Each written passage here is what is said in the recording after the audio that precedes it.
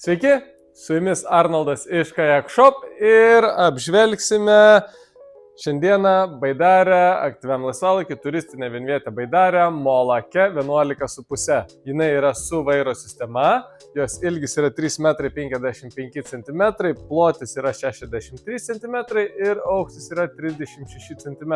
Visas svoris yra 19 kg. Pradėkime nuo Baidarės galo. Tai gale turime vairo sistema. Vairo sistema yra reguliuojama kojomis.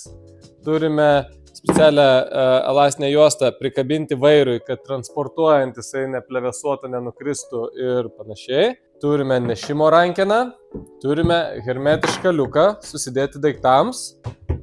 Turime elastinę juostą susidėti smulkesniems daiktams už nugaros.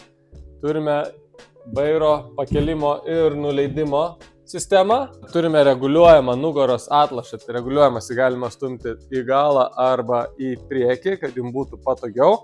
Paminkštintą sėdynę.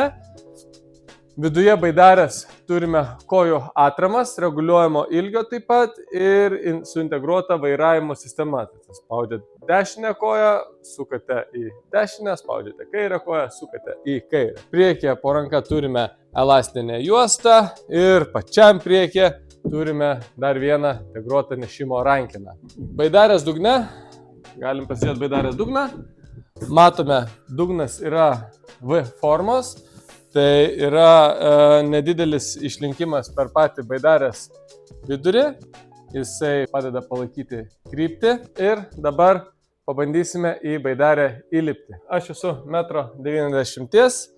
Į Baidarę atsistūmęs kojų atramas telpu, dar galiu pasireguliuoti ir diržą atgal, tai vietos pakankamai. Vairo mechanizmas yra vietoj po ranka, aš galiu pakelti ir nuleisti. Vairas reguliuojamas kojomis, tai pėdų viršutinė dalimi.